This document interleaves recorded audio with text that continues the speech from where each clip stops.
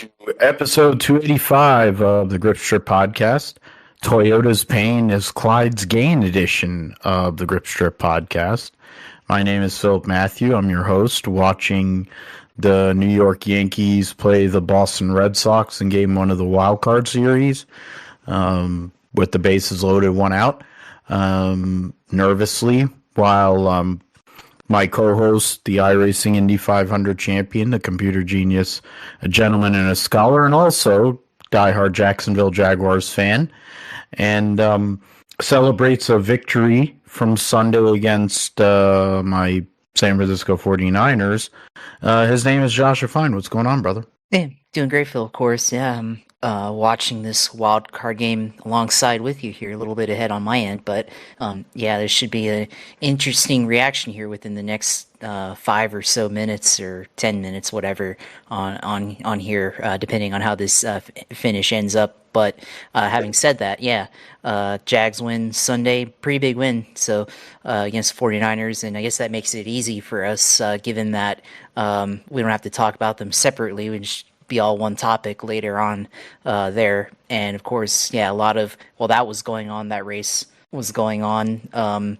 The race on Sunday, of course, pretty interesting finish there. So yeah, a lot of controversy with 2311 and Toyota over there and everything.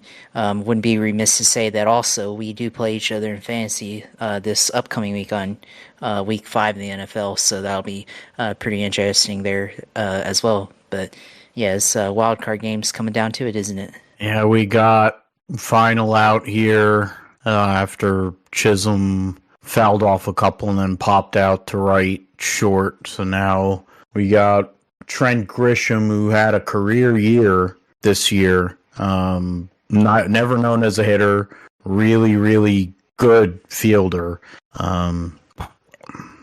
Ball is high. That's ball one.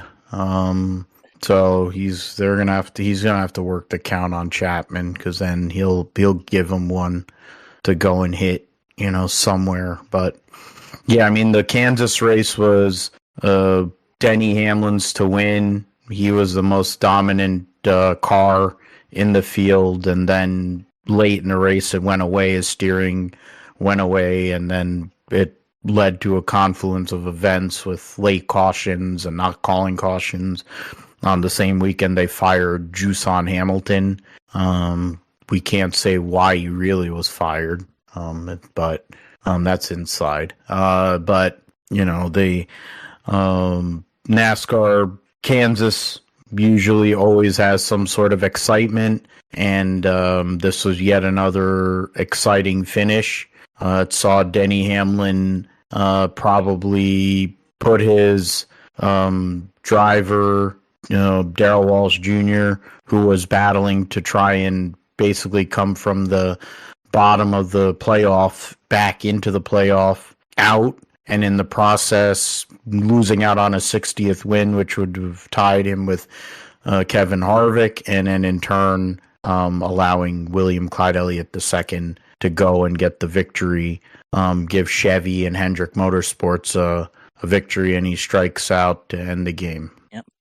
That's cute. They go and get what was it? Took, I think, about 4 pitches, and they got the bases loaded, and then you have you have Chisholm and that crappy at bat, and then, I mean, Grisham in that spot was never going to be a great situation, but oh well. I mean, the bullpen blew that freaking game. I don't know, decision to go with Weaver was probably the wrong one. I think you go with even though Weaver has been a little better recently, I mean, that was just a terrible job by freaking Jazz Chisholm, but whatever. All right, to come back tomorrow, you got to win too, or else you're gonna get sent by your biggest rival. So, oh well. Yeah, we'll get into Cup and Xfinity at Kansas. Last week, we'll get into week 4, which included, well, of course, Jags winning in Santa Clara.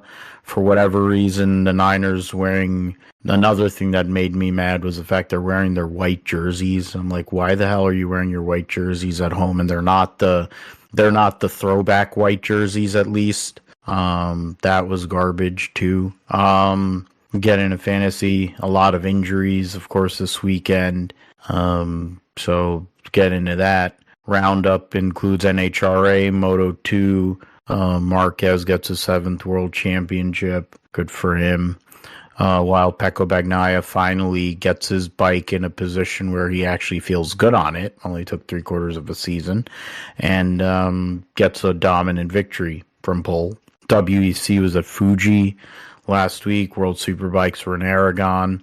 And then the F1 Academy will be back racing in Singapore, which leads into the Singapore Grand Prix for Formula One.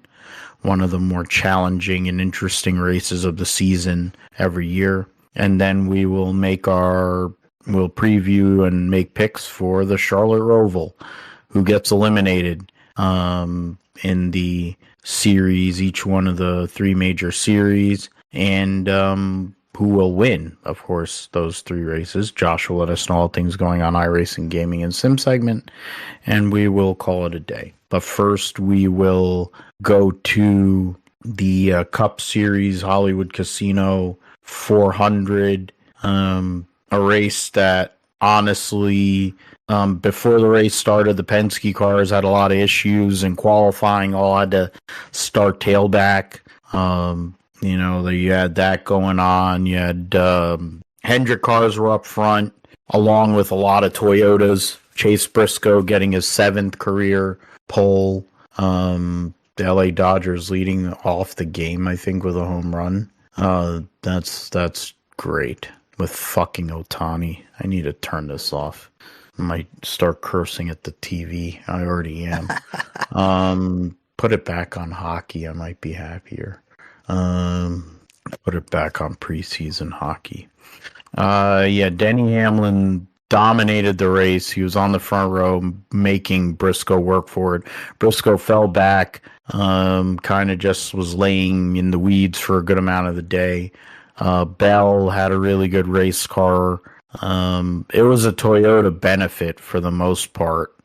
When you look at the leads, the amount of laps led, between Denny Hamlin, Chris Bell, Chase Briscoe, and Darrell Walsh Jr., they led the vast majority of the 273 laps that were run.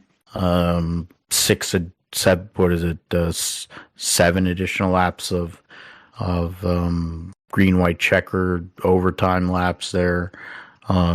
Clyde was the leader. Otherwise, Clyde and Larson led, 57 laps between the two of them. Nacho Libre led 6. Brad Keselowski, so there you had a few guys led about 60 something laps. The rest of the race was over 200 plus laps were led by Toyotas. But once it came down to all those green, white checkers, late cautions, you had also Denny Hamlin with mechanical problems. The steering went away. I'm not sure if he gave any more details, Josh, on his pod. There are greater things that he had to discuss on his pod after that result. But Clyde, who's had a very quiet year this year, been very consistent, but his fan base has been very loud about, oh my God, what did they do? They superimposed their heads on the Backstreet Boys. Oh man. When it comes to this race, I mean, Toyota had it. I think they were by far the more dominant. I mean, it was Denny Hamlin's race. He wins both stages, leads the most laps, should have won it. The mechanical problem happens, and then, late race restarts happen, and all bleep breaks loose. It started with debris in turn 4 with a cut tire. I think it was Kyle Busch. Then there was a wreck on the ensuing restart with Hocevar and Buescher.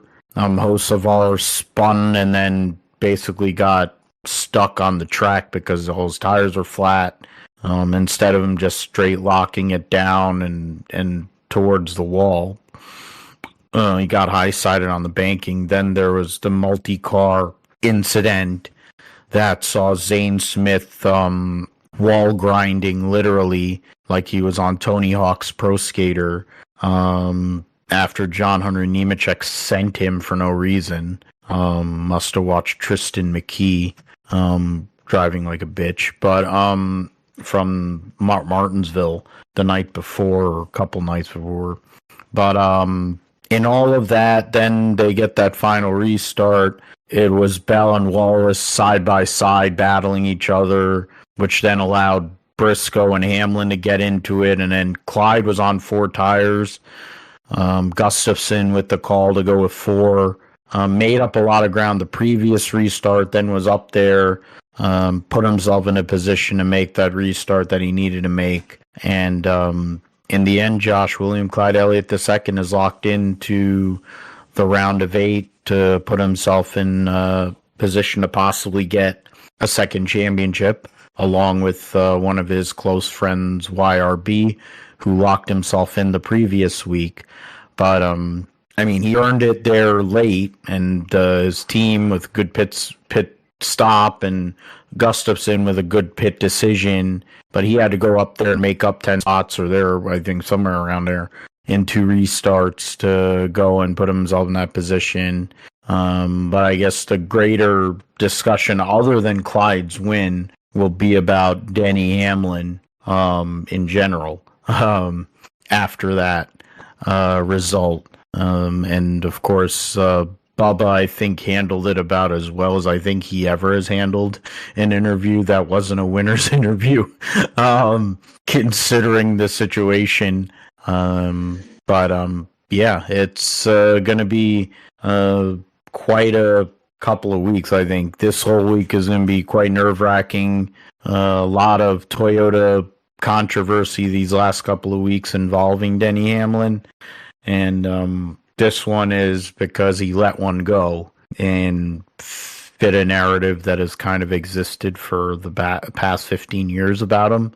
I mean, you take it whichever way you want to go, but those are the 2 main keys, I think, right, in terms of that deal was Clyde coming out and getting a close. He's not been winning a lot of races in these last few years either, since this next-gen car came along. So this, I think, is a big step forward and big momentum for him and his team, while Denny Hamlin now has to recover and reset towards the round of 8, he hopes, and the likely scenario of one or both of his race cars not making the final 8 after what transpired at Kansas. Yeah, and start off with, for Chase Elliott, obviously he's been extremely, uber consistent throughout the year, and has one of the best average finishes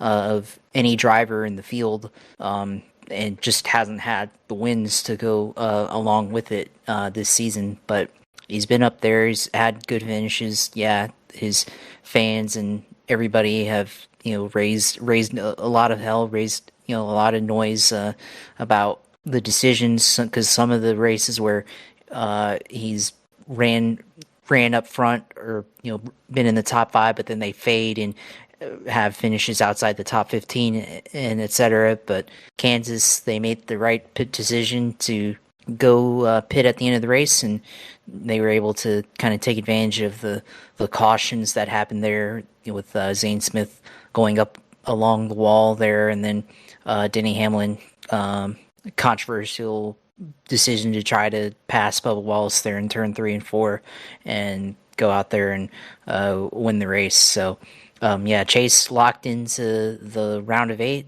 I'm gonna have to look back at our podcast with Joe to see, because I didn't actually write it down, where we had Chase finishing. 'Cause I feel like I had Chase getting eliminated here in the round of 12, but I could be wrong, and I'd have to go back and look at that. But he's into the round of 8, so I mean, based on speed, it's not really a surprise at all for him. They, on speed, I think they've been really good, and I think this playoff run they've been fairly good as well. Both him and Larson, they're from the Hendrick camp. On speed, they've been seemingly they've looked the better of the two Hendrick cars, or the three Hendrick cars that are still in it. So, that's their for Elliott. But on the other hand, for Denny, the decision whether you go for the win there or you let your car that you own win the race to get himself higher to potentially put himself in a position to be in the championship. Mind you, while they're still in a lawsuit against NASCAR, the possibility of them competing for the championship, while that's happening, there's that storyline going on, obviously, right? But then, Denny Hamlin doing Denny Hamlin things, ego kind of taking over there. And, I was reminded of that because there was a clip of him from 2021 where they were at Homestead and they had a late race, or not late race restart, but a restart before the stage ending, and they went into turn 3 and Denny just floored it into turn 3 and ran Martin Truex Jr. up the track, and that allowed and almost put him in the wall there, and that allowed William Byron to take the bottom and just pass him before the finish line to win the stage. So that was another example actually of Denny Hamlin going out and screwing him and another Toyota teammate over and allowing a Hendrick or a Chevy to win a stage or a race there. So he's definitely had it in his history for sure.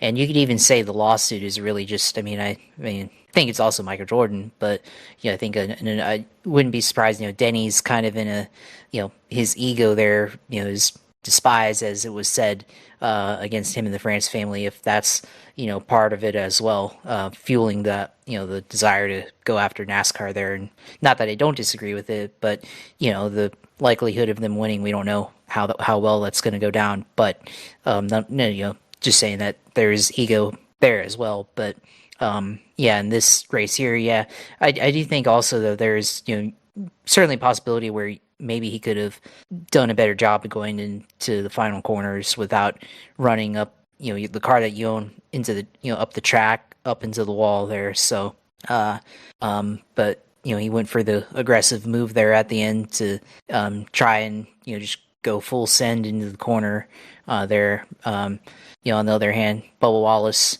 is there a possibility where Bubba Wallace, maybe he could see that coming, where Denny's going to take the inside hard, and instead of side drafting him hard, does he try to back out and let Denny overrun the corner there, in a split second, back out in a split second, let Denny Hamlin overrun the corner and just take him back on the inside, but I don't know if that's, in this car, if that's even, you can even really do that because, with the momentum, you have to be, almost wide open to keep the momentum there, and certainly letting off and trying to, let him just overrun the corner and you kind of come back on the inside, kind of reverse over under, I guess. It's probably pretty hard. And, Denny also doesn't have a car. If there's not a car on the outside, it's certainly easier to just, flat out the corner there, in turn 3 and 4. So, there's definitely multiple possible ways of how that finish could have happened without screwing yourself or your driver over, letting somebody else win there.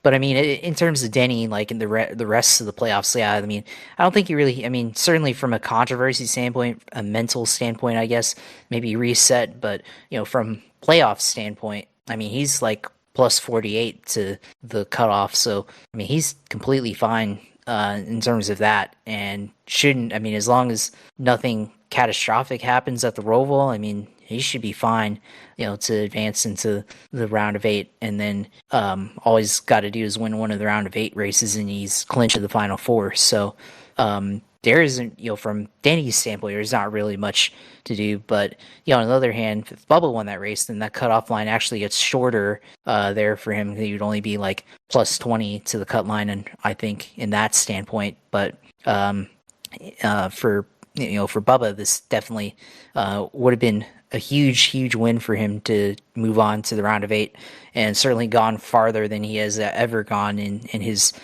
career in the playoffs to make it to the round of 8, and certainly have a shot at going to the championship 4 would have been a lot more likely. Now he has to go to the Roval, and I mean he's been improved on road courses, but still very uphill battle there. Minus 26, gained 1 point to the cut line there. So for 2311, I mean Tyler Reddick hasn't really been good on speed. He had a good finish there, finishing 7th, but just hasn't been as good. And it goes to show, I mean, for Bubba, had a good race here, but previous race at New Hampshire, obviously completely out to lunch there, and had a poor finish, so they just weren't able to get on the same page. And they were bad at the beginning of this race. They did not have a good car at the beginning, and they made a lot of improvements to get up to the front there to be in position to win. So obviously, 23 has been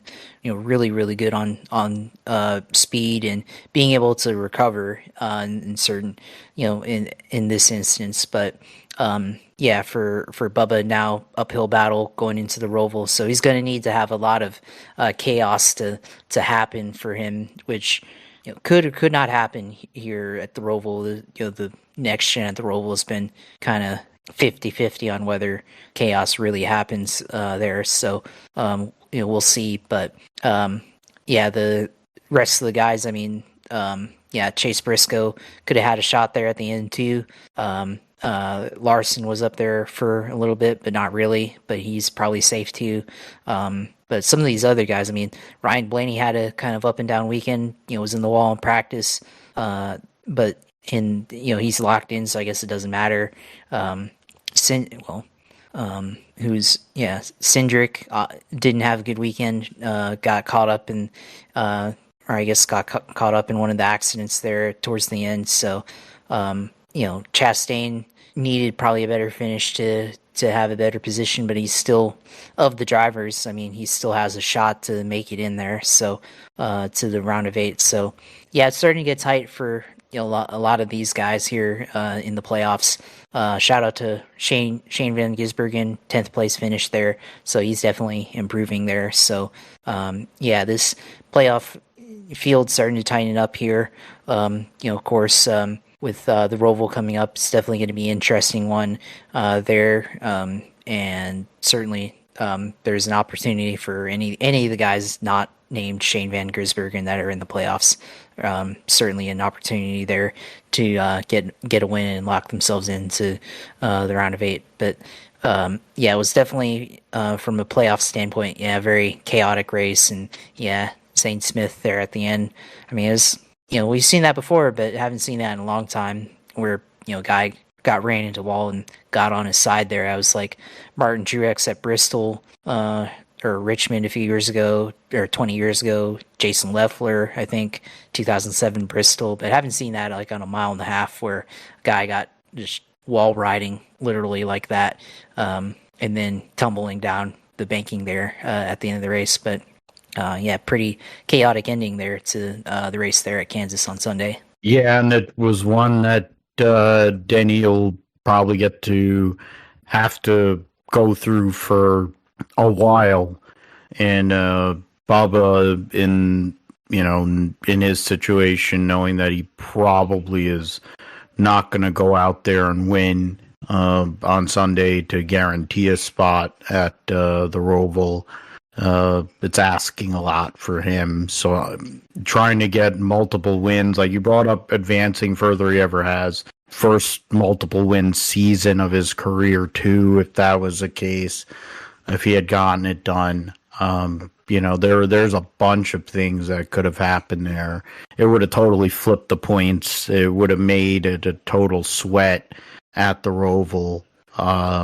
I mean, he is my second favorite driver, but when your favorite driver was going to be 1 point above the cut line, if at one point, if if it had went a certain way there, it was definitely a sweat. But we'll see what happens, I guess. For Toyota, they're having to do meetings and be like, all right, Keebler Gibbs, I mean, while he's a douche, they basically let that all kind of disappeared randomly. How, of course, that pussy didn't want to even talk to the media. That also was there. But Hamlin basically took it on the chin for the sake of, I guess, the brand, and then decided to double down and then take his own guy or take his own driver out.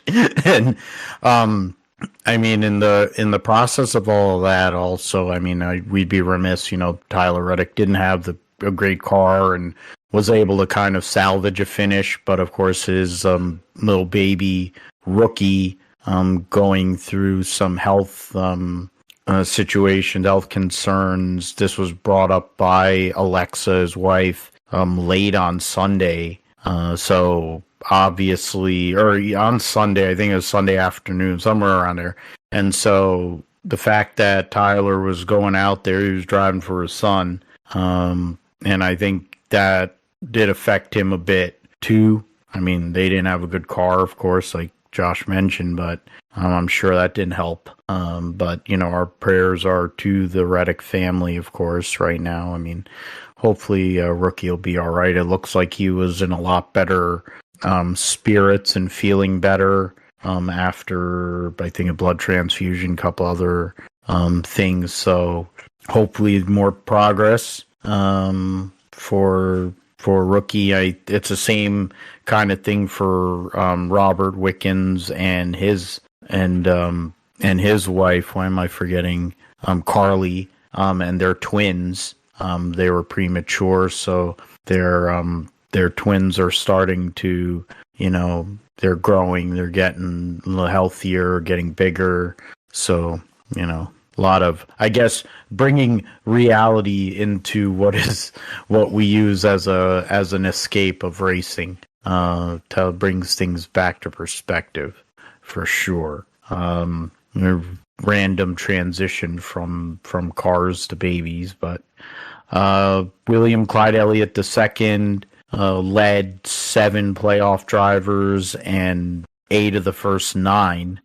Elliott, Hamlin, Bell, Briscoe, Wallace, your top 5, Larson, Reddick, Brad Keselowski, best non-playoff driver, multi-time winner at Kansas, Byron, who was dog shit for most of the day, and I think those late cautions salvaged his situation because he was going to lose. He was in position to lose, I think, about half his points gap if things had kind of ran out the way they were running. And I think he was in position to lose a lap before the caution that came out. The caution that involved, I believe, the 44. I believe the caution that involved the 44 was what saved him from going a lap down. So it turned, and the last 50 laps, his race totally flipped, and he was able to salvage. And that could be the run that, eventually gets him to the final 4. Josh mentioned SVG. Guy was a lap down, had to go and stop and go penalty at the start of the race. Steven Doran was sent home, so he's going to be gone for, I don't know, a couple weeks or whatever. So sent home, had to stop and go penalty, was a lap down, did not get the free pass on the initial caution. So he had to come from that and came back to finish 10th. So that was all car. He was the best of the Trackhouse guys. All 3 Trackhouse cars seemed to be relatively competitive. But Chastain wasn't as good as he has been at Kansas in the past. Todd Gilliland making up for, I guess, picking up the slack for Zane Smith. That was kind of where Zane Smith was running. Ty Dillon finished 13th? The fuck? Michael McDowell also had a stop and go penalty and came back, finished 14th. So Logano 21st, had a few stage points, but a throwaway weekend like Josh had mentioned for all the Penske guys. Blaney was running better than he finished. I think he was going to salvage a top 15 out of it. Instead, he finishes 24th. Cindric finishes 30th and now is really up against it points-wise. So we'll see what happens. I didn't know ESPN bet was... no one... Well, it's because it was on NBC. Didn't even know that. All right. Points heading into the Roval, we got 2 cars locked in. Larson plus 54, Hamlin plus 48, Bell plus 44, and Byron plus 40. Well, essentially, the bottom has to fall out for any of them to really have any sweat. Briscoe's plus 21, Logano's plus 13 over Ross Chastain. Then you have minus 26 is Bubba Wallace, minus 29's Reddick, minus 48 Austin Dillon. Chastain really is the only person that really has a chance points-wise. It's those 3 guys, I think the 19, 22, and 1 on that mode. And then the other 3 guys have to race in on a win. We'll move to the Xfinity race, which was the Kansas Lottery 300. And it was like the Cup race in a lot of ways. It was a Toyota, but I mean, it wasn't a full-on Toyota benefit, but there were Toyotas up front to start the day. 2 Toyotas on the front row, and Buckshot Jones and Taylor Gray. And you had other Toyotas like Dean Thompson got a top 10 start. Random people, but the top 2 guys in the points, the 2 dominant figures in this series, Justin Allgaier won both stages.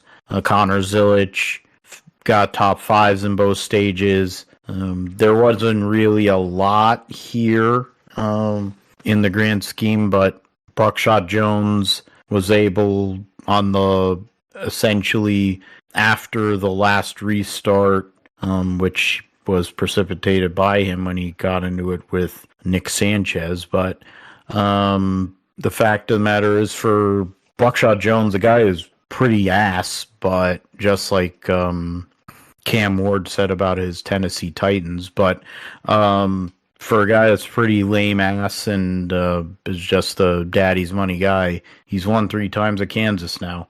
Locked himself into the next round. Led the second most laps on the day. So Buckshot Jones, the winner, Zilic second, breaking a record that was held by the late great I think it was Jack Ingram. Sam Ard. Or Sam Ard. Okay. I felt like it was Sam.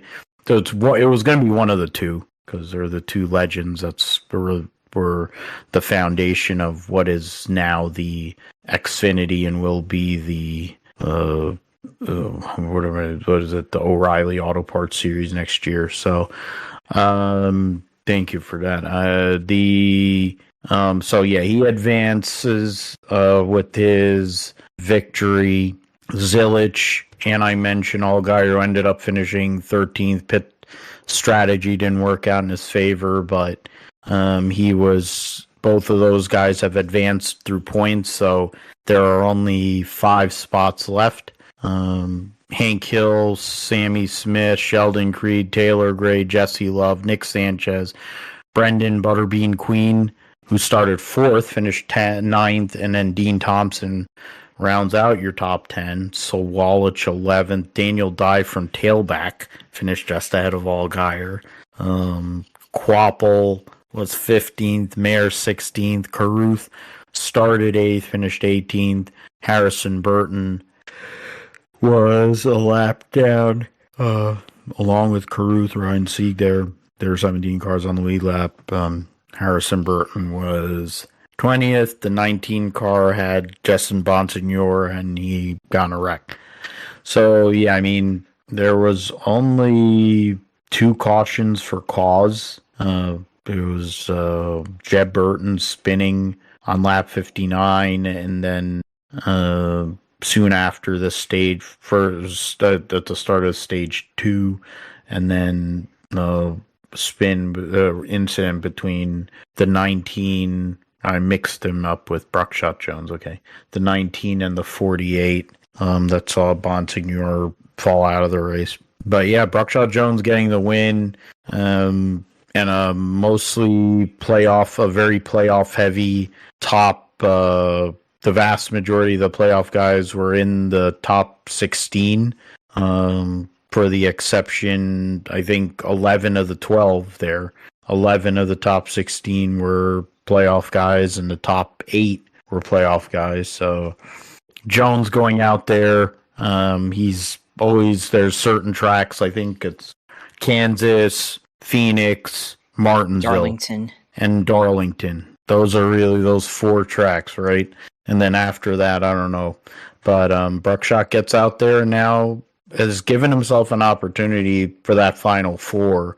I mean, I think we already know 2 of the final 4 for all intents and purposes. But what those other 2 guys are going to be is still in play, though. But I think Buckshot Jones has definitely put himself in position to have a chance come Martinsville, or here in a few weeks' time. Yeah, he's put himself in a good position there. Obviously winning that race, which this is of the tracks to win Buckshot. Brandon Jones goes out and is able to win here, second win of 2025, which, funny enough, first win came at Darlington, which again, felt like a track that he just randomly somehow wins at. But he got the win there. Zilich, it seemed like Zilich was, he led 42 laps, but it seemed like he had a fairly poor handling race car throughout the day and just didn't have race-winning speed there to be able to catch Brandon Jones there, because Brandon Jones opened up a pretty good gap there by the end of that race to win. So, and the restart, they had the final restart after the incident with Bonsignor and Nick Sanchez. I think Zilich was able to keep up with him for a handful of laps, got passed by Austin Hill, repassed him, but just never was able to really close in on Brandon Jones and try to make a move there. So, he had a pretty good handling car there at the end, and everything. So, good recovery there for Zilich, all things considered there for him. So, obviously, no pressure to clinch for I think he's virtually locked in, 85 to the cut line here for this first round. So no pressure there for Zilich to have a need to be in a winning scenario for the Roval, obviously. But for a lot of these guys, it was playoff heavy there. Allgaier led the most laps there at that race, but faded back to outside the top 10. So that might be something to look here, later on in a couple of races. If Allgaier kind of has this trend where it seems like he has had some races this year where he led a ton of laps, but they've faded in the the final running order there. So you'll have to look at that, but he again have no problems next week as well for the Roval there. So Austin Hill, of course, on the outside looking in for the cut line, and he's been good guy on road courses, so still could be a threat to win there potentially. But obviously otherwise, this race pretty uneventful otherwise. If the incident with Bonsignor and Nick Sanchez didn't happen, which seemed like that one there was, I don't know, I won't say intentional or anything, but definitely seemed like Nick Sanchez could have handled that one better in that one. But if that didn't happen, then been fairly uneventful here, and a lot of green flag racing there. So for playoff guys at the top of the running order, they did great. Even guys like that were at the bottom of the playoff running order, like Sammy Smith, last car on the playoff order, and definitely would need a win to make it into the final or into the round of 8. He had a top 5 finish, barely edging out Sheldon Creed there for fourth. So, yeah, definitely good finish there for him. Carson Kvapil finished 15th there, so I don't think he should have any issues, but did come in the news here recently that next year it looks like he's going back to, or going to be, demoted, I guess, to part-time with Connor Zilic and crew chiefing with Rodney Childers there. So unfortunate there for him, but I guess the sponsorship package didn't have enough for him to sell a full season. Apparently, that's the reasoning from Dale Jr., as he said on his show earlier today. But unfortunate there for Carson, because I think he's extremely talented, but just hasn't had the fortune that Connor has had in the 88 car. So, it's interesting there with the guy with more late model stock car experience, just hasn't had put together a whole season like what Zilic has for the most part. So kind of interesting how that dynamic has played, and certainly next year we'll have an opportunity to learn with a really good crew chief and Rodney Childers there. So very top heavy race here, and Brandon Jones. I mean, he could be an outside shot for the final, for the Final Four here in the Xfinity Series. So we'll have to see how that plays out, but.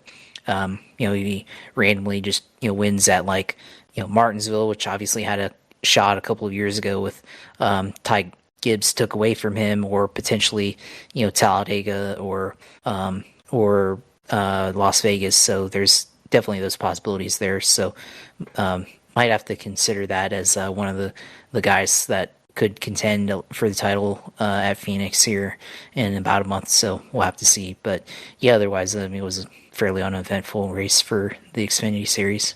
Yeah, and can't always have good ones, so we'll let it go, and they'll probably have a lot of adventures this coming weekend. Mayer plus 43, so really the only one of those I think is really safe. 3 drivers locked in. Taylor Gray is the first one kind of in play, plus 16. Sheldon Creed plus 12. Carson Kvapil plus 9. Jesse Love plus 5 over Nick Sanchez. Minus 7 off the cut line is Hank Hill. Minus 8 is Harrison Burton, and he's not known as a road racer, never really has been a road racer, a good road racer, even when he was at Gibbs for all those years in the Xfinity Series. And then Sammy Smith is minus 14. Now, that's not insurmountable, but Sammy Smith, another person that isn't really known as a road racer. So we'll see what can happen. But there's a lot of volatility, basically from 5th through 12th. I think huge amount of volatility. So that Xfinity race is going to be, I think, very exciting to watch, and every position really is going to matter there for sure. So yes, let's move on to NFL. For me in fantasy, I went 1-2 this past week, and that was largely due to garbage time productivity by Justin Fields because he threw, I think, he had a touchdown on the ground, and he also had a touchdown on a passing touchdown to Garrett Wilson late. Yeah. He had 81 yards on the ground, actually. Is it too late for... No, wait, what are you saying? Is it too late for him to just turn into a running back? Because that's basically what he is anyways. Yeah. He didn't turn the ball over. He fumbled the ball once. I thought he threw an interception, but they said they turned the ball over. They lost the battle on turnovers. Dobbins got me 17 points as well, so a good combination there. The Denver game was not really a game. It never really was a game. That was the only one. McConkey has been terrible the last few weeks. Pearsall got hurt because, of course, he's a 49er. I think if you're a 49er fan, you just have some sort of soft tissue injury too. I have a pinched nerve in my neck and a couple other ailments going on too. So I guess I should blame that on the 49ers. I might as well. I've been a 49er fan most of my I'll just blame it on the 49ers that I may have suffered because of bowling, but I'm just going to blame it because I'm a 49er fan. I also think probably the ulcer that I'm going to end up getting eventually will come from watching the 49ers play football, or at least their offensive line. Josh will get to talk about how his Jaguars just, in all facets of the game, outplayed the 49ers. When it came to Brock Purdy, was rusty, did not look good, did not feel good. It just wasn't his usual self. When you don't really have great play from your offensive line outside of a guy who was a first ballot Hall of Famer and arguably one of the greatest of all time, that's a problem. And when you're trying to get the guy killed so that Mac Jones will go back out there, it's not a winning. I don't think it's a winning strat, but whatever. Lost the other two games in fantasy. I lost last week to by what is that? 6 points, 5 points? Yeah, it was like less than 5 points. So tough loss there. Low scoring matchup. And then in the third league, that auto draft league or whatever I was in, I was up against it, lost for the first time. So I mean, that's whatever. 3-1 in that league, 2-2 in the faithful to the Bay with that team. I'm sixth in that league. I think I'm still in first place in that. Or I'm second place now, and then in Brawl, I'm in seventh. My total points is dead last, so my team does suck. It's close, but it's pretty. The only team that I'm really close points-wise with at the moment is Jeff's, and he's tailback. So, yeah, I mean, fantasy-wise, not great. For my main team, but in the end, and then the 49ers was a terrible, pathetic performance, and they get to go and go to Levi South this Thursday night against the Rams. We don't know who's going to play.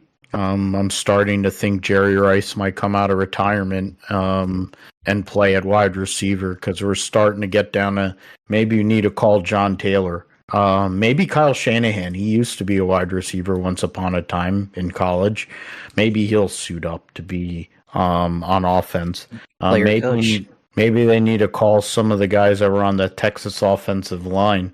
Maybe they'll block that for him and Chris Sims, because they need somebody that can block on the right side, for fuck's sake.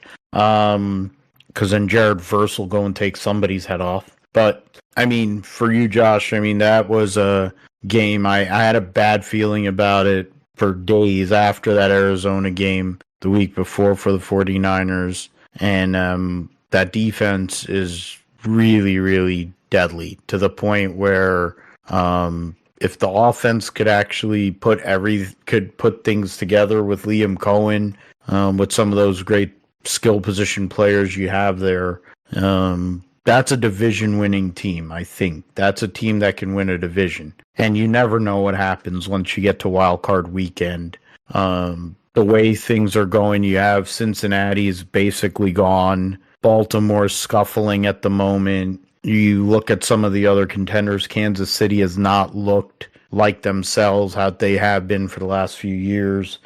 The Chargers just took an L, albeit on a road game to the East Coast. Denver is kind of wishy-washy. So opportunity is there. Outside of, I think, Buffalo, really, and I think that there's a lot of opportunity there for the Jaguars if they can get things together as the year goes on. Yeah, I mean, there's a lot of opportunity there. I mean, obviously, the defense is playing extremely well, turnovers-wise, at least. I mean, I think run defense is pretty good up there too, and it's really hard to grade pass defense because, like, yardage wise, they're, I think, middle of the league or towards like the bottom, not the bottom, but in the I guess third quarter of the league.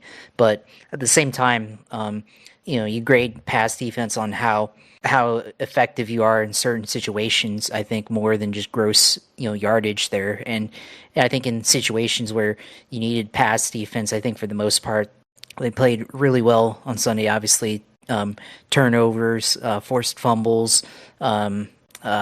By the Jaguars. Devin Lloyd had 2 interceptions on Sunday, and I mean, he might be a player that, I mean, he should be nominated for some kind of award, whether it's an All Pro, because he's been playing at a really good level here this season. And it's interesting because, I mean, he's in a contract year, but same time, the past couple of seasons, there's been times where he looked like he was lost on the field. And the rookie year had a couple of impact plays early on, but it seemed like as that season went on and the last couple of seasons had went on, it seemed like he just wasn't being able to put it all together on the field, tackling, coverage wise. But this year, just playing completely out of his mind.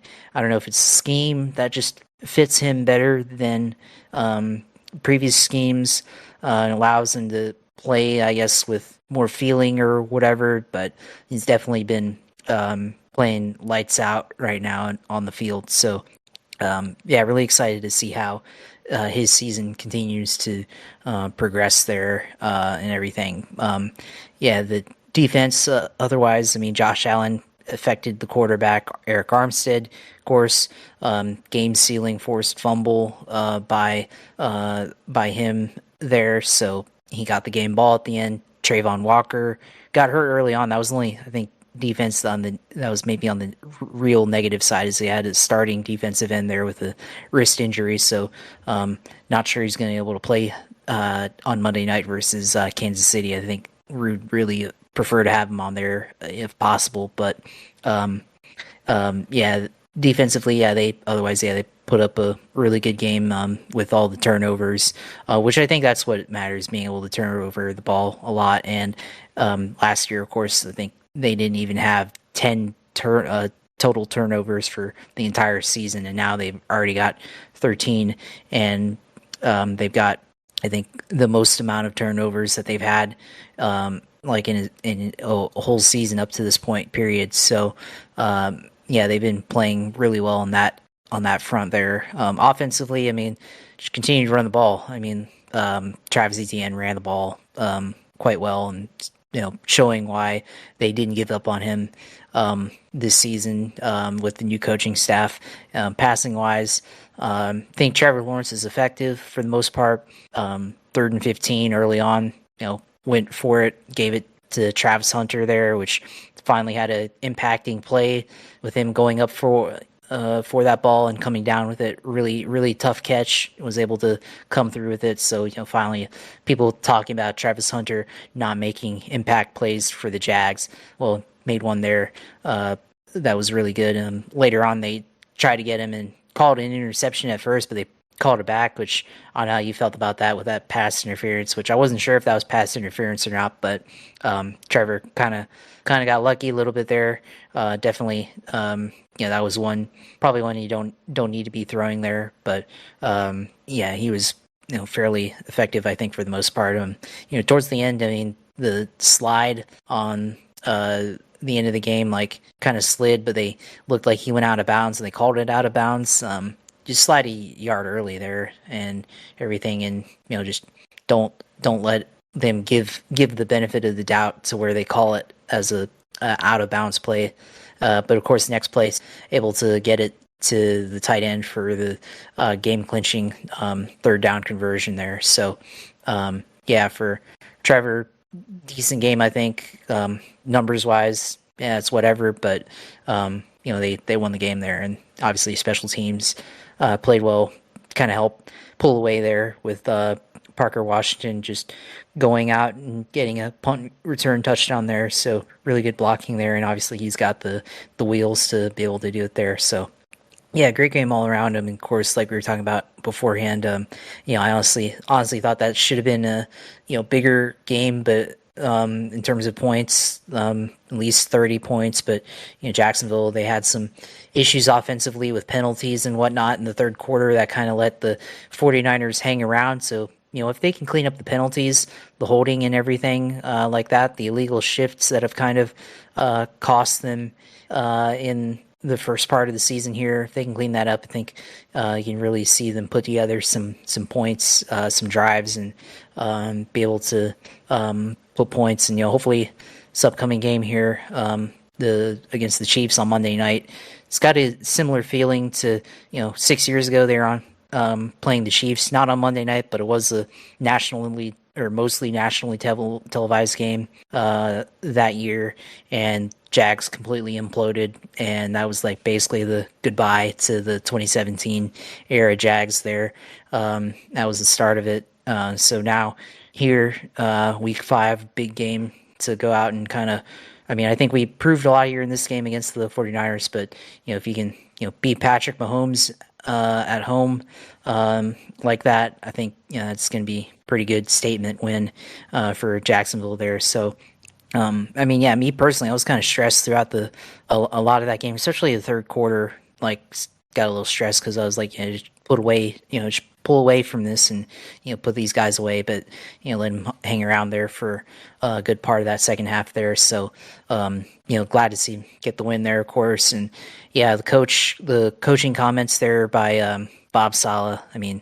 I thought that was completely unprompted to say, like, yeah, they're kind of cheating, and then but they're doing it legally. And then Shanahan said, well, he was trying to give him a compliment there, and then they asked him, well, do you guys do that? And he's like, no, we play fair.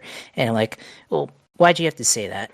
So good on Liam Cohen to basically say keep your name out of your freaking mouth there. So basically telling the rest of the league, yeah, don't mess with us there. So that was good on Liam to stand up there for his name and the rest of the team there. And to me, it's like in racing, like SVG. They've been doing really good on road courses this year, and it's like, oh, somebody one of the guys in the field says, well, yeah, they're doing some tricks to their car to make him go in really fast and everything. And I'm like, nah, he's doing really good just on his own talent. And Jags have done really good, just on being really good coached and having, at least good talent all around on the offensive and defensive lines. So, just a completely bizarre comments there, and definitely, added fuel to the fire to, bulletin board material, as they say. So, good on Liam to go out there and, win the game first for the team. And then also, at the end, just kind of, making sure he said, don't do that again to Bob Saleh there. So, we'll see here Monday Night Football next week against Kansas City at home.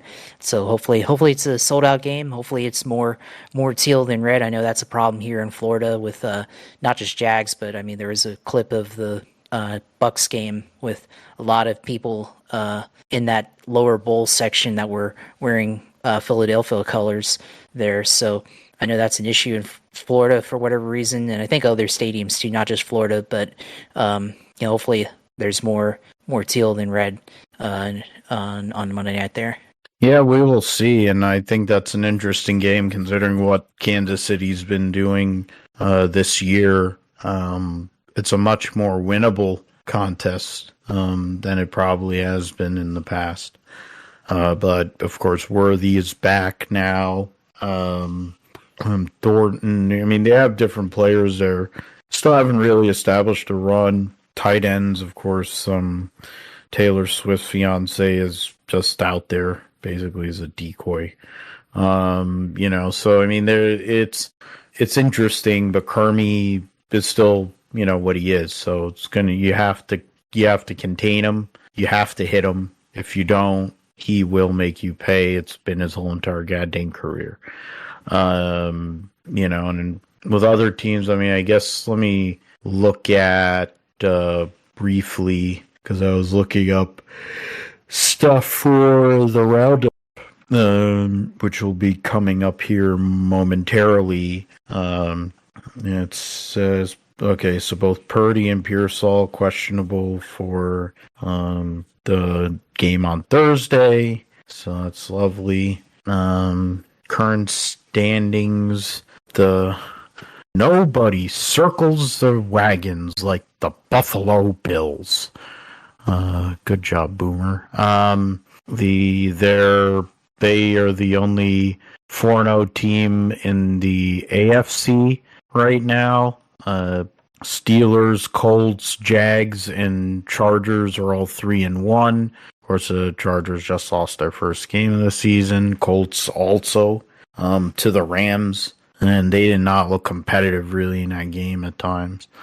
Steelers had their way in with Minnesota in Ireland, as Sal, the stockbroker, would say. Ravens right now are 1-3. Patriots are going to be playing the Bills on Sunday Night Football this coming weekend, so huge matchup there. Jags, of course, they're in the division. They got a 2-game lead on Houston right now, which is a big deal. Then you have the Chargers have they have the tie break. They have the 1-game lead on Kansas, and that was after they beat them week 1 in Brazil. Broncos also are 2-2. So in the NFC, the Eagles, only 4-0 team, 2-game lead on Washington. Of course, they're still waiting on Jaden Daniels to come back. The Cowgirls and Green Bay tied on Sunday Night Football last week, giving quarter game. I don't know how that 3/4 of a game lead or half like a quarter of a game lead on to the Detroit Lions, who are at 3-1, along with the Buccaneers, who lost for the first time last week to the Eagles. And then the Niners, Seahawks, and Rams are all 3-1, with the Cardinals at 2-2. So I actually could make an argument best division in the league at the moment early on is the West, NFC West.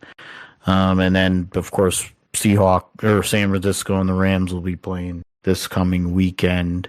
On Thursday. Then you have Minnesota, Cleveland, and London. Houston, Baltimore. One of those teams is going to fall to 1-4. Miami, Carolina, same deal. Las Vegas and Indianapolis. New Orleans is 0-4, hosting the Giants. The Giants with Jackson Dart trying to win 2 consecutive games. Cowgirls going to MetLife to play the Jets. Jets are 0-4 at the moment. There are, Jets, Titans, and Saints are the 3 on the winless teams. Philadelphia will be hosting Denver, coming 2 time zones across to play Philly on a short week. Arizona will be hosting Tennessee. That's a bad situation there. Tampa Bay will be on the road in Seattle. That should be a good game. Then you have Detroit and Cincinnati. That won't be a good game. And then Washington, depends on if Jaden Daniels is back. With Chargers, they'll want to recover after the loss last week. And then Buffalo, New England mentioned, and then Josh mentioned Monday Night Football hosting Kermit and the Chiefs. We will move forward. We'll into the roundup here. NHRA was at St. Louis last week. The Brittany Force ended up running 340 miles an hour again, because of course she would. Win second for consecutive FlexGen Factory Stock Showdown title for Mark Powick. That's great. That's awesome. Mark Powick for years was in the pro stock category and was able to be competitive in there. And in terms of the Midwest Nationals, the Napa Auto Parts Midwest Nationals, the Top Fuel was won by Doug Coletta, who started in the number 1 qualifying position, beat Will Smith. I think that might be John and Rhonda Hartman Smith's kid. I'm just going to work under that assumption. Then Steve Torrance, Justin Ashley, and Ida Zederstrom, who got a 000 light on Tony Stewart and then ran a 380 at 323 miles an hour in the first round. Then beat Kyle Wurtzel in the second round, and then Antron Brown in the semifinal to advance to the final. So that was Top Fuel. In Funny Car, saw Matt Hagan get the victory over Jack Beckman. Austin Prock got a loss to Beckman in the second round. Matt Hagan was the number 2 qualifier, beat Alex Laughlin, Cruz Pentragon, Daniel Wilkerson to get to the final. Beckman beat Spencer Hyde, Prock, Chad Green in the semifinal. In Pro Stock Car, Greg Anderson, the winner over Matt Hartford. Eric Latino was the number 1 qualifier. Greg Anderson started 7th, beat Mason McGahey, then had to beat his teammate Dallas Glenn, then beats Matt Latino, the son of Eric, and then beats Matt Hartford in the final. Hartford from the number 4 spot beat Christian Quadra, Eric Enders, and Troy Coughlin Jr. And then Pro Stock Motorcycle, Gage Herrera beats his teammate Braden Davis. Herrera was the number 1 qualifier, had a bye in the first round, then beats Gianna Evaristo in the second round, and Angie Smith red lights in the semifinal. Braden Davis red lit, had run a faster, but losing 677 with a 9, but he ran 200.53 miles an hour. Braden Davis beat Chris Bostic, who didn't get off the line, and Chase Van Zandt and Richard Gadsden, the other team, the Van Zandt Suzuki teammate. So there you go. The standings moving on, the schedule with just, 3 races to go in the season. They'll be at the Texas Motorplex in a couple of weeks. Then the second race at Las Vegas, and then Pomona.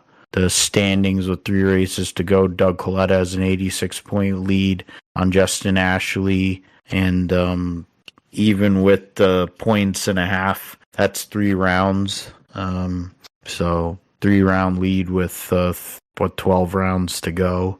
So looking pretty good at a possible second Top Fuel Championship. Tony now has fallen to 4th in points, 153 points back, 26 points behind Langdon, and he's 29 points ahead of Clay Milliken at the moment. So, and 40 ahead of Force. So it's actually close. It's getting kind of close there. He could fall if he doesn't run this thing out properly. He could fall as far back as actually, I think, 9th in points, which would be pretty weak. Austin Prock now has only got a 20-point lead on Matt Hagan, 65 on Jack Beckman, so it's now a 3-driver race in that category.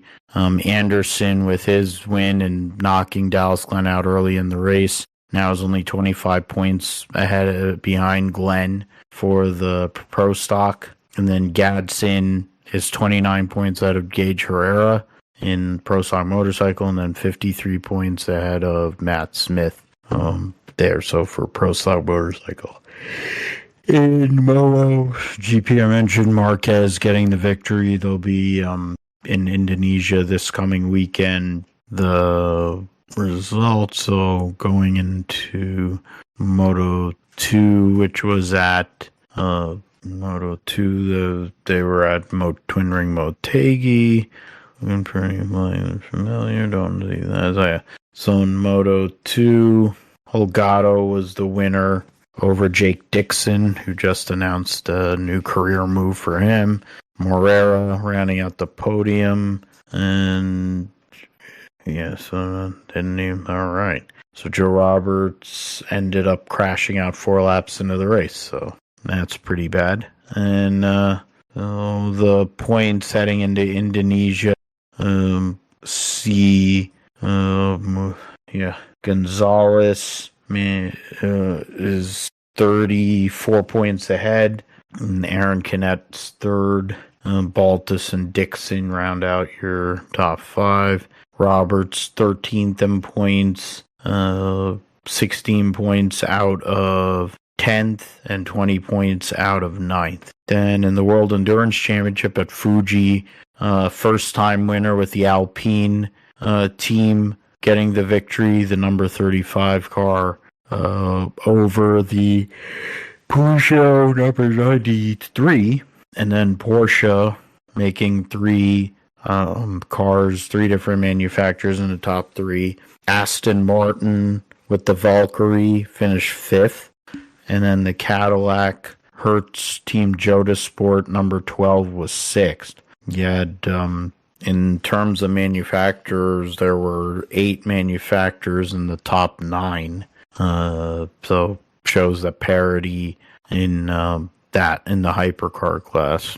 And then the LMGT3 results sees TF Sport Corvette get the win over the AF Corsa Ferrari, and then the Team WRT BMW is the number 31 ahead of the 46. The Manthey Porsche was 5th. Harder Racing Aston was 7th. The Iron Lynx Mercedes was 8th. One round to go. It'll be, I think, that at Bahrain coming up in a few months' time.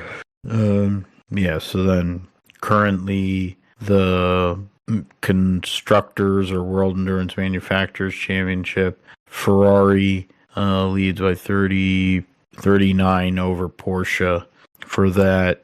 Then the NAF Corsa leading by a decent amount over the 99. Proton for the World Cup hypercar teams. Drivers' Championship, the 51 Ferrari has a 13-point lead on the 3, and then the 6 Porsche is 21 points back in the drivers.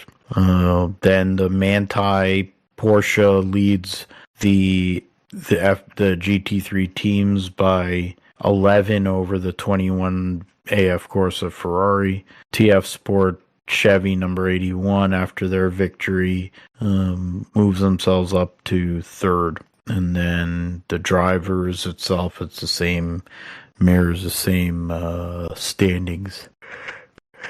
The Aragon round for the World Superbikes, Nicolo Balega won the Super Bowl and Race 2 to break the string that Toprak Raskatlioglu had of what was 13 consecutive victories. And in the process, Raskatlioglu finished 2nd in both of those races.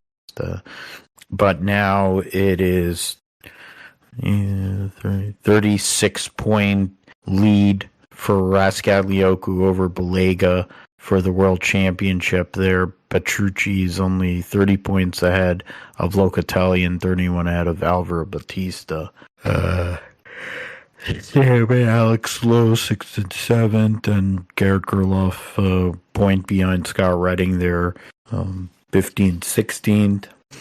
And then I had the news there, so we'll go and look at that in a little bit. And then we have F1 Academy. The F1 Academy has just 2 rounds to go. They'll be at Singapore, and then they'll race in late November at Las Vegas to end their season. So 4 total races, 2 rounds. Dorian Pan goes in with a 20-point lead over Woog, and then Chloe Chambers 3rd. Ella Lloyd, Palmowski are top 5.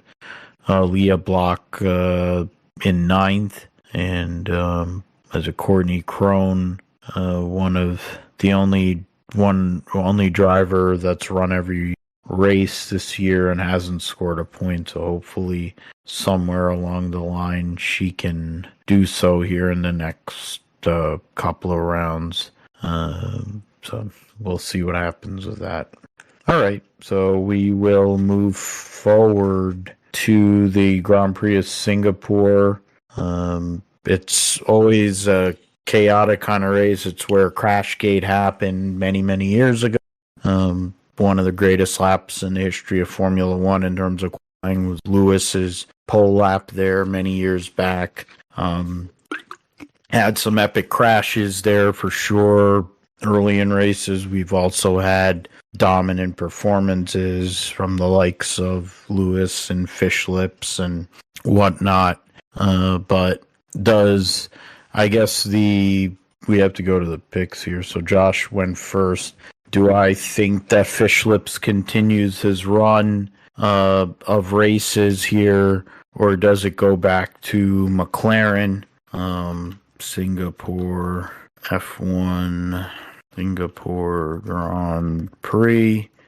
Phil is going to go with Oscar Piastri because, of course, I'll say Piastri, Verstappen, Norris as my podium. My wild card pick, my wild card pick, and it's a very wild pick, it's just to be on the bottom end of the points, is Ollie Bierman, because he's shown well on street circuits over his short career. Josh, are you looking at Fish Lips after his triumph at the Nordschleife, and to continue his momentum, or do we see it come kind of back to the usual situation with the McLarens going out in front? Yeah, I don't think Max is going to be able to parlay that momentum from the GT3 run at the Nordschleife to be able to win in F1 this week. But I'm going to say that Lando Norris actually pulls out the win rather than Oscar Piastri there. So, yeah, Lando and then Piastri, and then I'll say Verstappen. So solid safe works. And we'll see what Lewis can do after in the first race since his dog Roscoe passed away. So we'll see if that kind of gives him a little extra fire and drive in what has been a very difficult year for him in his transition to Ferrari. And also you look at Carlos Sainz after what was a interesting weekend and great weekend for him at Azerbaijan. It's a totally different type of street circuit. We'll see what Williams can do there for the smooth operator. We'll go to the tripleheader for NASCAR's three major series for elimination races. There are 36 trucks for 36 spots. The Eco Save 250. Brent Cruz driving the one for Tricon. 02 doesn't have anybody listed. Some Connor Fartuk for Reum. Think he's some sort of Trans Am driver. And Connor Zilic driving for Spire in the 7. Chris Wrong driving for McAnally Hilgeman. So he'll be at least one caution. Will Rogers driving for Youngs in the 20. Maggio driving for 33. Balicki driving for Nice in a Circle B truck. And that's Slimp in the 62 for Halmar. Friesen 69 for Derek White, and the MBM truck for Carl Long. Parker Kligerman running for Henderson Motorsports. Yeah, that's what is different from what has been the recent field. Josh, you get first dibs here. Trucks don't do a whole lot of road racing, so this opens the door for those one-off guys. Is it Zilic, or are you going field? I mean, it's an interesting question there. I'm gonna go. Yeah, I'm take Connor Zilich here, here at the Roval. I mean, you almost can pick Corey Heim, but you know he did win at Watkins Glen. But yeah, I'm gonna go with Connor Z here on the road here for Team Spire here, and then I guess wild card Parker Kligerman. Yeah, you got yourself covered both ways. That I think if I wasn't going to pick Corey Heim, which I was going to pick Corey Heim just cause, I would have hedged with like Parker Kligerman as like my third choice. So I'm going Corey Heim, and then my wild card choice for this weekend will be Brent Cruz, because why not? He's won on multiple road courses. He's got a lot of talent. So, part of that whole friendship crew there. So I'll say Corey Heim win and Brent Cruz wild card. So a full Tricon garage selection there. The Blue Cross and North Carolina 250, 42 cars for 38 spots, so 4 vehicles will go home. LeBay driving for SS Greenlight in the 07. Connor Mozak driving the 9 for JRM. Daniel Hemrick driving the 11 for Colleague, waiting for the next 2 weeks. Corey Day driving for Hendrick in the 17. Eric Almirola in the 19. Bia Casgras in 24. And the Andrew Patterson in 32 for Jordan Anderson Racing. Austin J. Hill for Joey Gase. Josh Williams actually driving 45 for Alpha Prime. Preston Pardis, limited races, of course, driving for himself, for his own team. Steve Addington, the crew chief. Sage Karam driving the 53 for Joey Gase. Then Thomason and Ziada for Cope Family Racing. Austin Green driving the number 87 this weekend for Jordan Anderson. Usually drives the 32. There's Honeyman driving an additional DGM vehicle. So, and then D Burrito. So there's 1, 2, 3 DGM truck or cars there, and then for Jordan Anderson, there's 4 cars. So a lot of road course ringers and stuff coming in. My choice is simple. It's Connor Zilich. And then my wild card selection will be, wild card selection will be, honestly curious as to who would probably stand out in that. Wild card pick. I'll just go Austin Green. I'll assume he makes it, and that'll be my wild card. So NASCAR Xfinity at the Roval. Phil goes Connor Zilich, win, and Austin Green wild card. Josh, how about you? I'll go with Justin Allgaier here on the road course to win. So yeah, got him, and picked. Let's see who's here is a good wild card to go with. We'll go with. There's a lot of guys. Alex LeBay. Yeah, go with Alex LeBay. Solid if they can give him a good car and give him some decent pit stops. He's a guy that can get a top 10 finish with that organization. Last but not least is the Bank of America Roval 400. 37 for 40, so no problems for anybody making the race. Only real non-chartered cars. Josh Balicki, the Garage 66.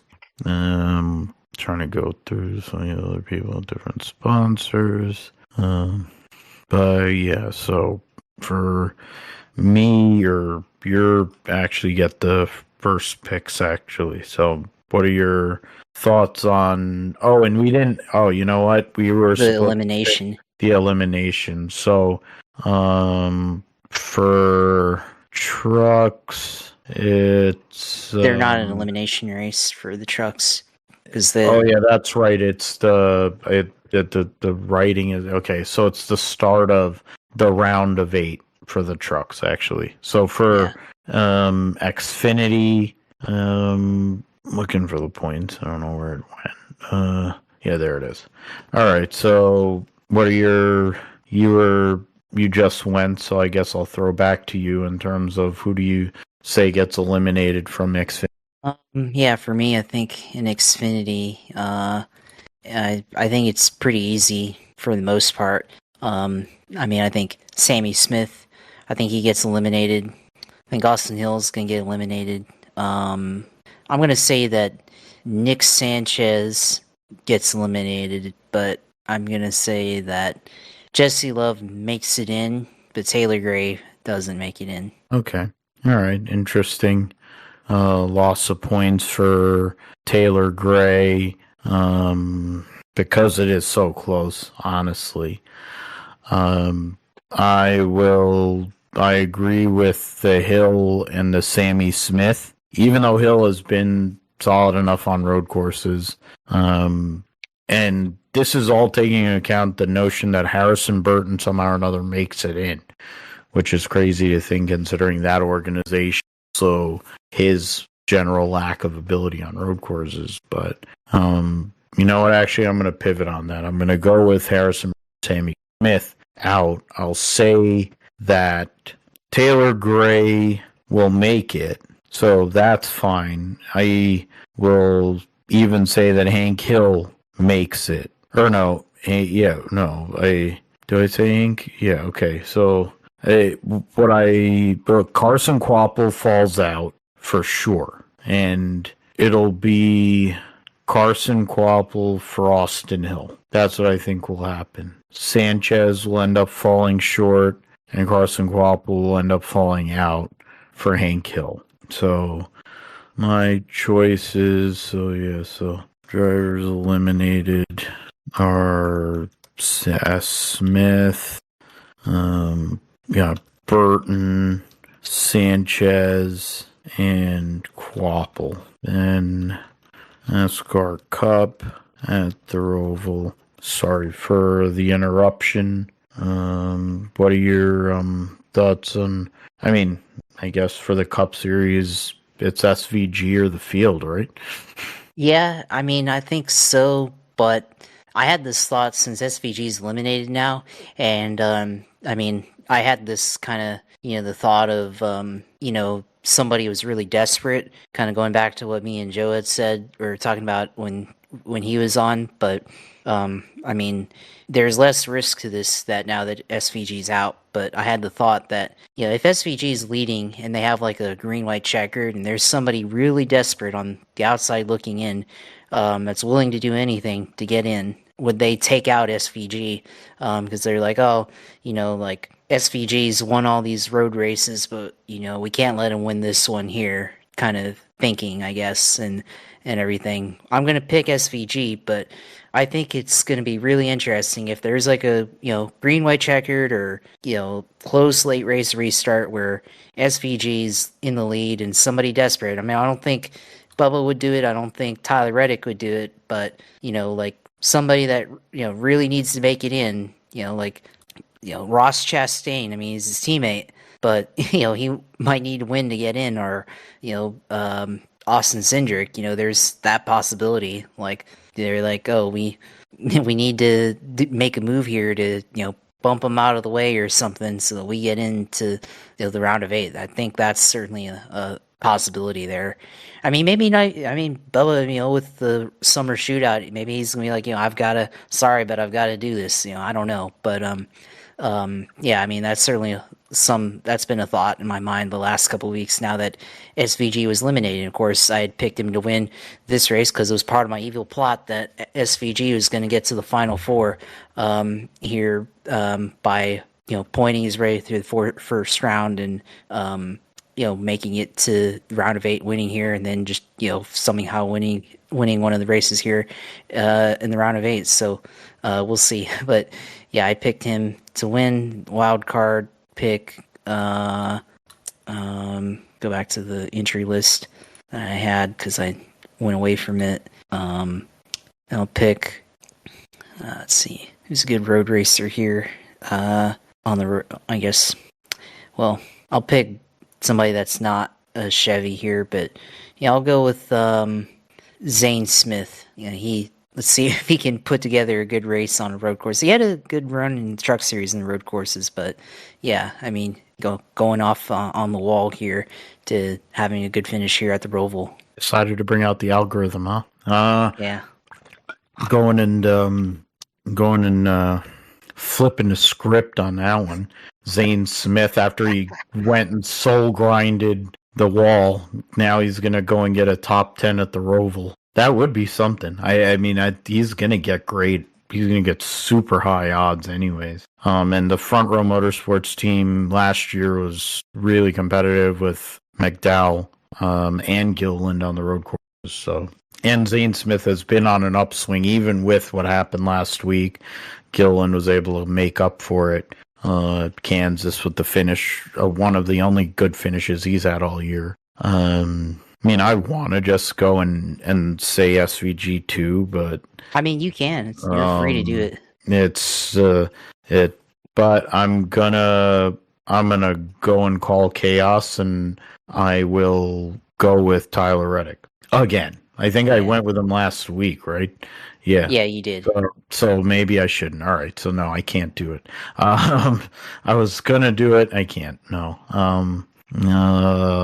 Dang it. Can't do that. I'm not doing that either. I was gonna go with Reddick, but I'll still, it's still somewhat off the wall, but not unexpected. This will be a non-playoff driver. I'll go with AJ Allmendinger to get the victory on Sunday. And then, no, actually, I'm going to go and pivot again. I'll make AJ Allmendinger my wild card, and my pick to win will be Chris Bell. There you go. That I can work better. He's won at the Roval like that before, so yeah.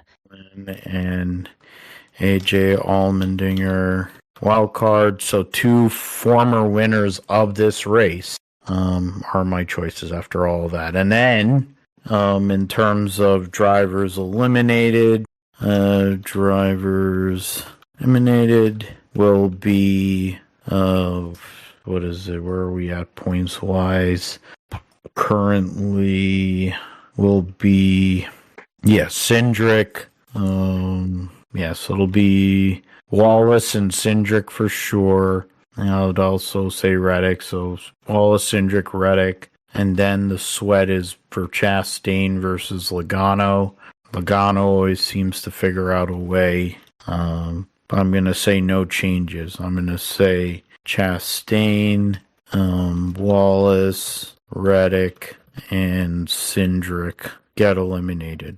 Josh, you get the last call here. Is there any deviation from what is currently the points? No, I don't think so. I think it's going to stay the way it is, unfortunately. I don't know if you knew this, but going back to the podcast with Joe, I had said that that Wallace would make it into the round of 8, but then I said that Briscoe would not make it. I said that something would happen, but I don't think anything like that will happen. So I will walk that one back, and I'll say that it stays the same. If something does happen, I'm gonna puke. That would be akin to what happened. What was it when Cold Custard had to basically go and park on the back straightaway a few years ago? And he got penalized for 100 points for race manipulation to let Jed Briscoe make the round of 8. The fact is, Briscoe had a chance on late restarts in every single one of the round of 8 races. and in 2022 to possibly make the final four. And then he ran really good at Phoenix too. So yeah, no, I don't need that. But I think I'm gonna be out too. So I don't know. Maybe I'll be able to catch it or not. We'll see. But hopefully it isn't that much of a sweat. I hope for my sake. Yeah, so we will move forward here, and Josh, you can let us know what's going on, all things going on in iRacing and gaming in the sim segment. Yeah, of course. Yeah, I mean, there's been a lot of screenshots of NASCAR 25 being shown here, and they've shown a lot of the racetracks, unveiling what the game looks like or what the tracks look like in the game, and a lot of idealization there because a lot of these screenshots, they have sold out crowds. I mean, you got screenshot of the Indianapolis Motor Speedway with NASCAR 25 and it's freaking sold out like it's the Indianapolis 500, and I'm like, man, they're really like trying to like paint a pretty picture here. I mean, I think I know it's a default setting, but because I know if they showed realistic crowds, it would damn look real ugly right there. But definitely be an indictment on certain things about the sport. But in terms of attendance and ratings, but yeah, and then Kansas, like, I saw a screenshot of Kansas, and Kansas was sold out in the crowds and everything for the game, and I'm like, there's no way we've seen a crowd look like that at Kansas in years, despite them having good races and everything. So thought some of those screenshots that they've shown where, you know, NASCAR has had pretty mid-tier, you know, sparse crowds at some of these races in recent years, you know, look like that. So yeah, I mean, for that, I mean, yeah, a couple weeks away from NASCAR 25, so obviously people looking forward to this game releasing and everything, so looking forward to that. Hopefully I'll be able to play. Got to fix some issues with my PlayStation and everything, so trying to get that resolved here, there. But then also, I guess another sim racing news, got the iRacing arcade game coming out soon, which is called iRacing Arcade currently, but some more information came out with that. It looks like it's going to be kind of a mix of iRacing, Mario Kart, and this game called Sim City. So very cartoonish version of iRacing, I think, but should maybe hopefully get some of the real casuals involved, but in real young crowd that might not be able to comprehend sim racing yet, and everything, and kind of steer them towards that avenue, so that, you know, when they want to get more into it, they'll download iRacing and learn, you know, how to play or how to sim race and all that. But looks interesting there, and might have to get that game too later on, but we'll see. But for me, excuse me there, but yeah, for me on iRacing, I did some Indianapolis Motor Speedway on the road course racing here this weekend in GT4 class. Did actually win one of the races I entered, so third win 2025 on the road course, which I have not won on an oval yet this year, so I'm on a really bad dry spell right now on the oval side, but I'm very close in the road side to getting my A class license here on iRacing, so hopefully can pick that up soon. Gonna have to level up here to be able to compete in the A class series on the road side. So really been improving here on the road side lately, and picked up a couple of podiums as well, in addition to the win there at Indianapolis Motor Speedway on the road course there. So yeah, good for me there. Oval side, I don't even think I ran in, because I was wanting to do Kansas. I don't have Kansas actually, but I kind of wanted to do it, and I didn't download the track because I wasn't on my priority list there. But yeah, this week iRacing is at the Roval for all three series. So yeah, for NASCAR, so that should be interesting and might be a good opportunity, especially, you know, NASCAR Class A, I think, should be able to pick up some points there for, because I think it does count towards you have to have oval participation class there, but A class, but it counts towards the road sports car side of things for the rankings there. So got that there. Let's see what else on the horizon there for iRacing. Looking at GT3 is at the fixed challenge at Autodromo Hermanos Rodriguez, aka Mexico City. Cars Tours at Martinsville. BMW M2 Cup at Circuito de Navarra. Ferrari 296 Challenge at Indianapolis. IndyCars Oval Series at Texas here. Rainmaster at the IMS Road Course there. Supercars series at Watkins Glen. 87's cars at Talladega, so that should be interesting there. The Indy NXT Oval Series at Texas Motor Speedway. Last week they were at the Charlotte Motor Speedway there on the Oval. Let's see what else here. Ford Mustang Challenge, which I don't think anybody participates in, but Ford Mustang Challenge at the Kansas Speedway Road Course. Haven't seen that one really ever on iRacing there. The GT3 Regional Tour Americas at Carlos Autodromo Jose Carlos Pace. GT3 Regional Tour Europe at Brands Hatch, and then the Asia Pacific Regional Tour is at Fuji International Speedway there. ARCA Series at Darlington. Let's see what else. GT Prototype Challenge at Road Atlanta, probably more than likely for Petit Le Mans there. And then Cup at Gen 4 at Echo Park Speedway, Cup at Charlotte Roval 2025, which I'll say about the Roval, the hairpin doesn't look as straightforward as what maybe it looks like on TV. It's definitely not like a straight 180 corner, so you kind of have to, you kind of go into that turn kind of at an angle from the previous corner. So it just seems like a corner designed for NASCAR to have chaos at. And I think we did see some of that last year on the Roval. And certainly, I mean, I did race a couple times last week or the week before last on the Roval on iRacing. And it definitely seemed like a corner that a lot of stupid things could happen if you lock the brakes up in that corner.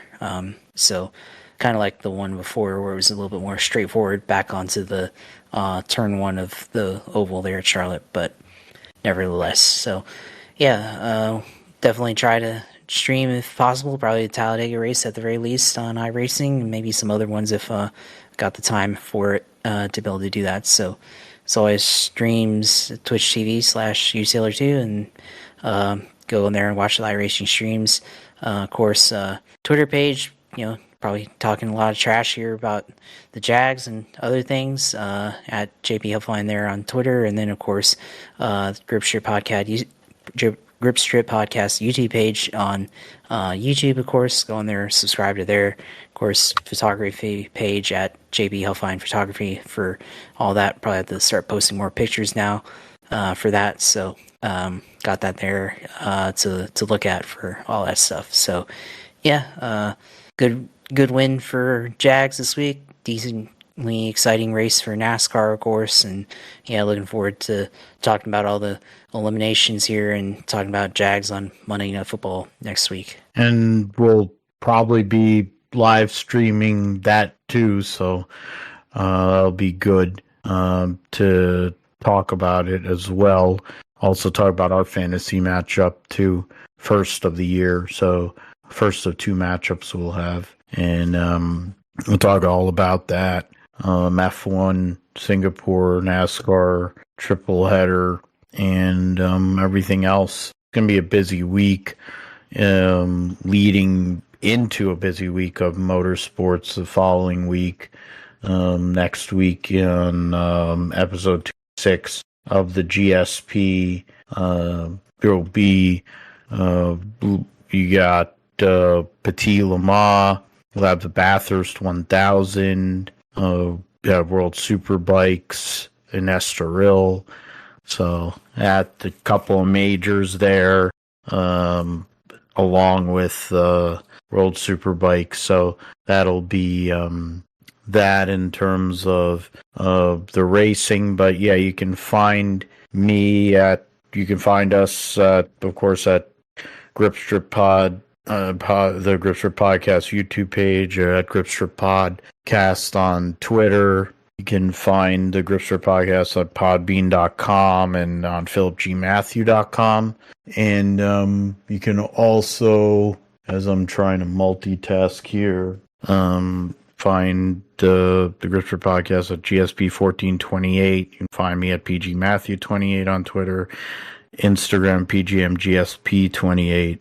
And yeah, with that, thanks as always, man, for your great work and great insights every episode, and for all the work that you're able to do on the back end of the show, and for uploading and everything on the video side, and all of the great talent, and for your Jags going and maybe waking up the 49ers, some of them guys that probably needed a wake-up call early in this season, resting on their laurels after a 3 start. So thanks for everything as always, brother.